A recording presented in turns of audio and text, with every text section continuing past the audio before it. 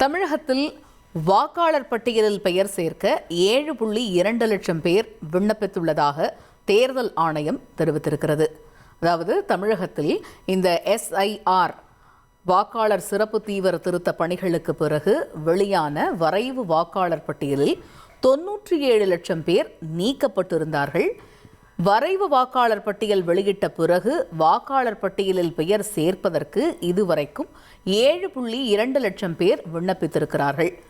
நேற்று ஒரே நாளில் வாக்காளர் பட்டியலில் பெயர் சேர்க்க 2.8 லட்சம் பேர் விண்ணப்பித்துள்ளதாக தேர்தல் ஆணையம் தரப்பில் தகவல் தெரிவிக்கப்பட்டிருக்கிறது.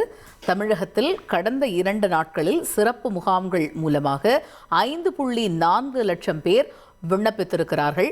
அதேபோல வாக்காளர் பட்டியலில் இருந்து பெயரை நீக்க 9,410 பேர் விண்ணப்பித்திருக்கிறார்கள் என்று தேர்தல் ஆணையம் தகவல் தெரிவித்துள்ளது. இனி செல்லும் இடமெல்லாம் செய்தி. தந்தி டிவியின் வாட்ஸ்அப் சேனலை ஃபாலோ பண்ணினா செல்ல இருக்கும் இடமெல்லாம் செய்தி. இதோ QR கோட் இப்பவே ஸ்கேன் பண்ணுங்க, ஃபாலோ பண்ணுங்க.